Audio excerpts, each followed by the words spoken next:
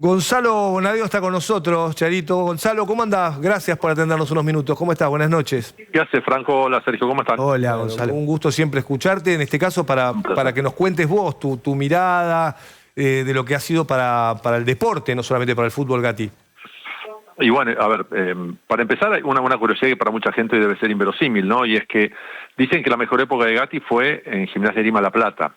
Pero es incomprobable, porque en esa época sí. se veían 2 partidos por semana nada más. Uno el viernes y otro en diferido el domingo, y lo demás eran rollitos de cine, entonces era muy difícil ver lo que él rindió en Gimnasia, pero cuenta, inclusive está la famosa propaganda de una ginebra, donde el barman de Mau Mau, que si no me equivoco, o de la Biela, Manolete, se acerca a él detrás del arco, le sirve un vaso de ginebra, él toma la ginebra, saca del arco y es un gol de arco-arco.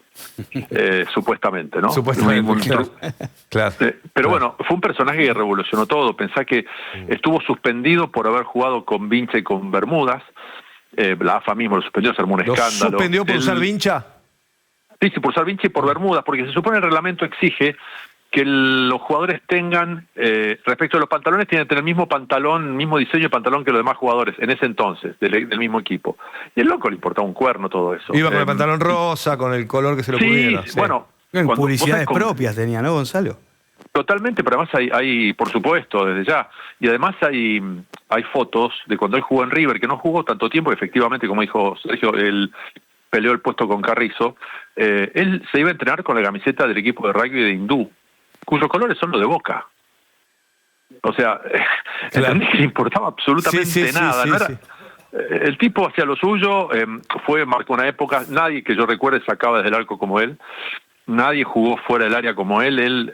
Hay un gol muy famoso ante Estudiantes de La Plata del Boca de Maradona, clave para salir campeón, en el cual Gatti sale desde el fondo y termina dando una asistencia a Perotti en la mitad de la cancha, o sea, sale gambeteando hasta la mitad de la cancha en la Bombonera, un partido 0-0. Y efectivamente le dan de baja a Pastoriza, le advierte, se equivoca en un gol de Maciel de Armeño, y bueno, y la semana siguiente, como decía Sergio, debuta Navarro Montoya, ganándole 2-0 arriba del Monumental encima.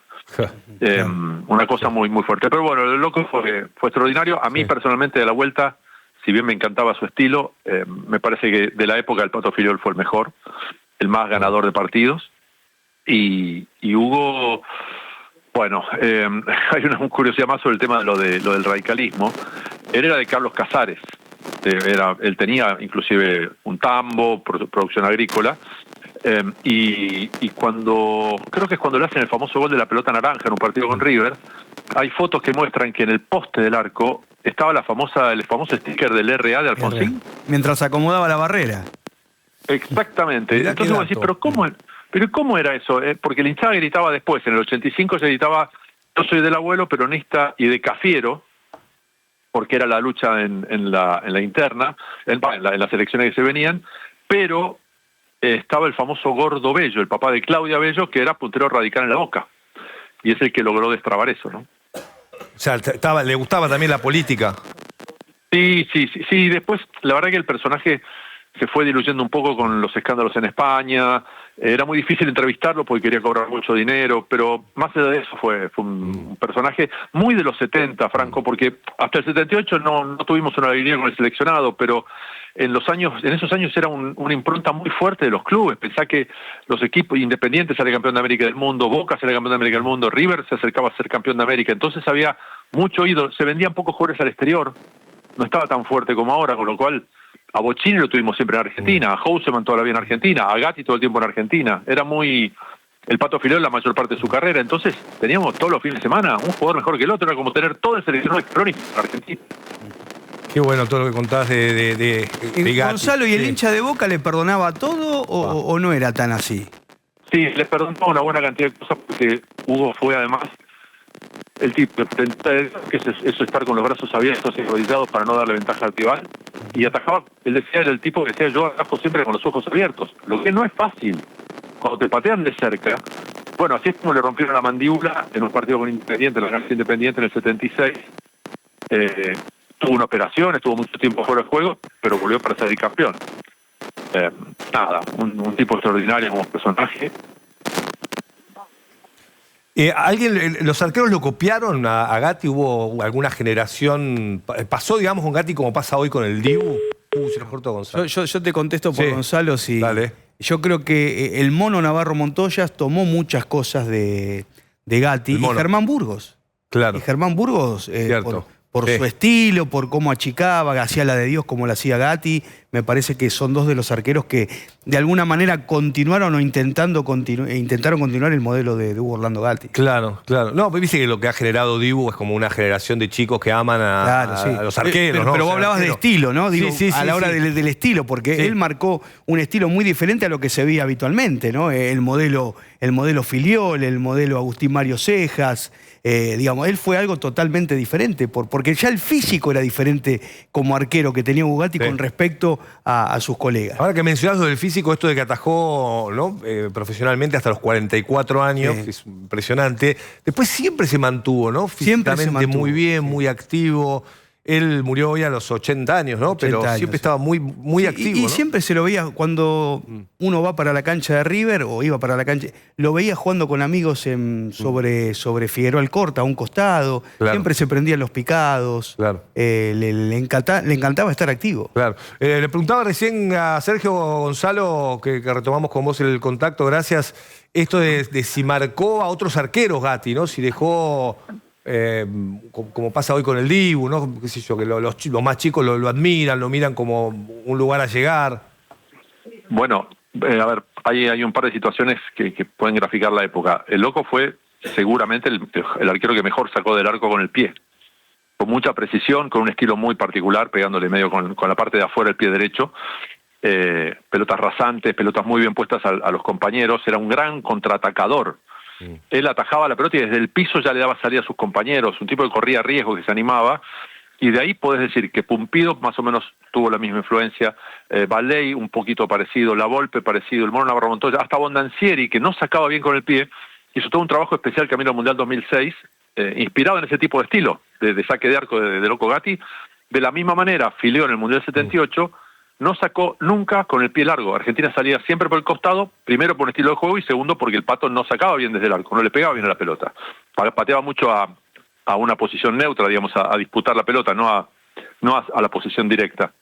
Claro. Después, cuando decía Sergio, Franco, cuando decía Sergio lo del Mundial 78, yo tenía 15 años y en aquel entonces se lo quiso proteger diciendo que él había renunciado. En realidad pasaron dos cosas. Una, la operación en la rodilla del 77, que lo redujo mucho en su posibilidad de salir a cortar centros, no tenía ya despegue en las piernas eran claves para él, y después el Pato Filiol le pasaba por arriba y no podían estar los dos en el seleccionado.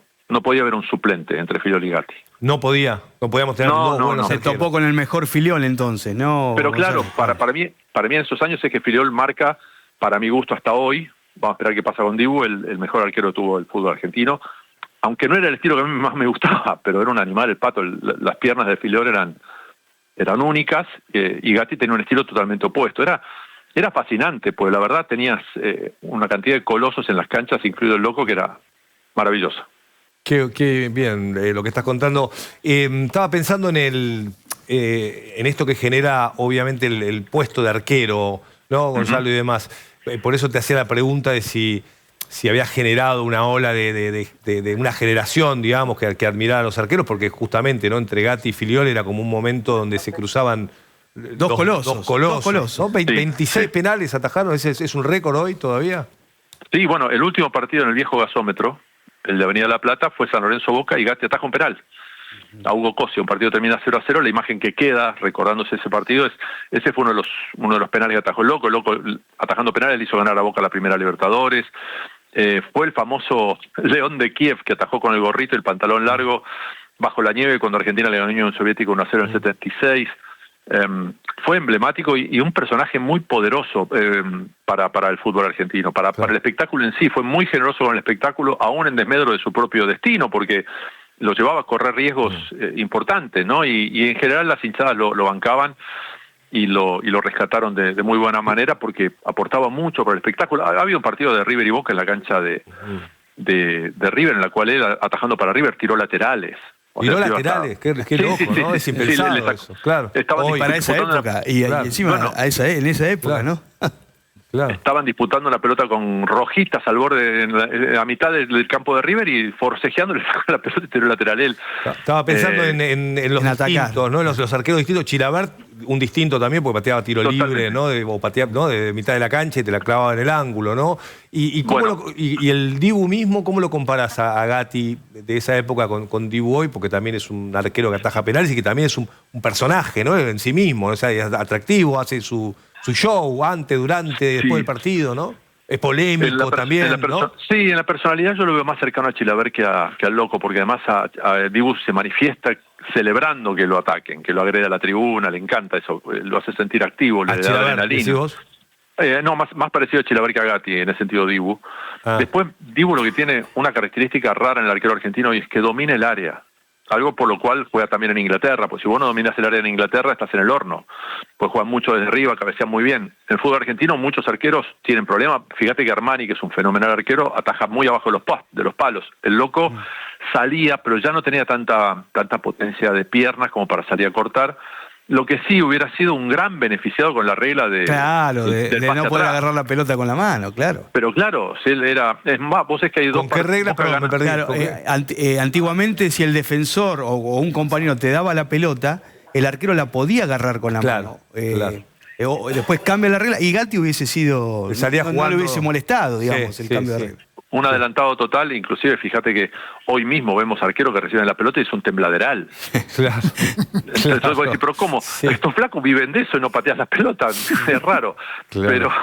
Pero bueno, en línea con eso el tipo marcó efectivamente una época, fue un estilo muy singular y bueno, nada, insisto, los 70 nos dejaron una cantidad de futbolistas notables, emblemáticos. No había equipo que no tuviera un jugador emblemático.